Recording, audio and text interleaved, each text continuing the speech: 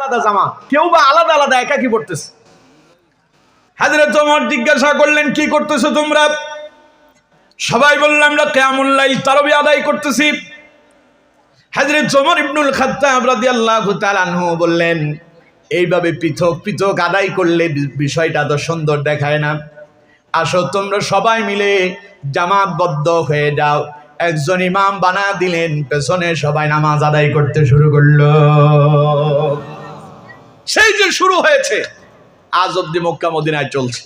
তবে মাঝখানে করোনা আসার পরে ওই সময় কিছুটা স্থিতি দেওয়া হয়েছে, শিথিলতা দেওয়া হয়েছে, 8 রাকাত করা হয়েছে। এবারে ঘোষণা আসছে 10 রাকাত। এবারে তারাবি কত রাকাত ঘোষণা আসছে? আর পাশাপাশি ভেতের 3 রাকাত ঘোষণা হয়েছে।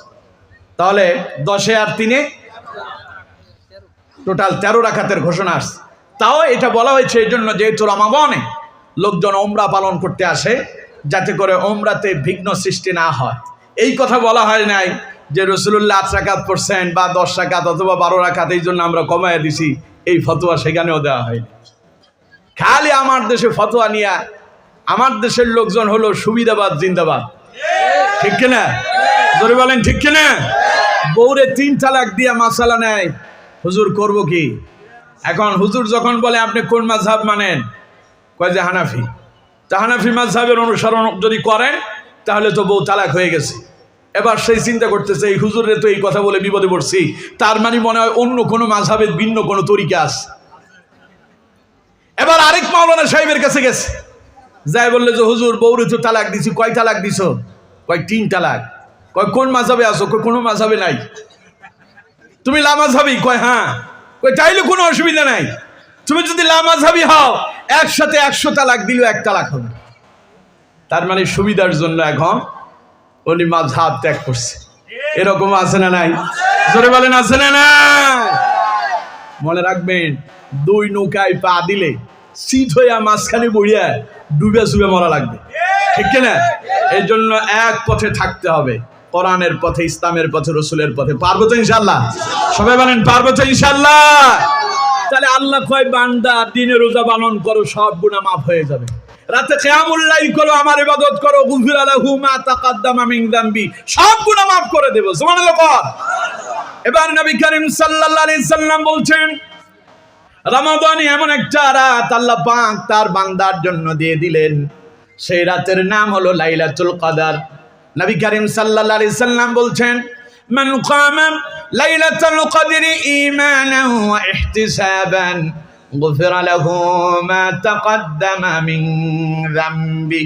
আল্লাহর কোন বান্দা যদি লাইলাতুল কদরের রাতে সারা রাত জাগ্রত থেকে আল্লাহর ইবাদত করতে পারে, আল্লাহর গোলামিতে রাত অতিবাহিত করতে পারে, আল্লাহ নবী শোনা দিলেন আল্লাহ তার ওই বান্দার সব গুনাহ মাফ করে দেবে। বছরে এই রাত কয়বার আসে? সবাই বলতে হবে কয়বার? আমার দেশে একখান কথা আছে, কয় যে আল্লাহর বাস্তিয়া আল কাতরাও বলা। এমন কথা কয় না? কথা কয় না, এমন কথা বলে না? আল্লাহর বাস্তিয়া আল কাতরাও ভালা। আল্লাহর বাস্তিয়া আল কাতরাটা ঠিক মতোই খুঁজে নেয়, অথচ কদরের রাতে ইবাদতে যায় না। এমন এক রাত আল্লাহ দিয়েছেন, লাইলাতুল কদরি খায়রুম মিন আলফি শাহর, এক রাত 1000 মাসের চাইতে শ্রেষ্ঠ। সুবহানাল্লাহ। কত হাজার তা বলা হয়নি। লাইলাতুল কদরি খায়রুম মিন আলফি শাহর, 1000 মাসের চাইতে শ্রেষ্ঠ। এবার 1000 মাস 1000 যদি হিসাব করেন, 1000 মাসে কত বছর হয়? 83 বছর 4 মাস 10 দিন। তো এবার চিন্তা করেন, আপনার বয়সই হয় নাই 83 বছর, এক রাতে যদি ইবাদত করতে পারেন, আল্লাহ কয় 83 বছর ইবাদতের সমপরিমাণ সওয়াব এক রাতে দিয়ে দেবে।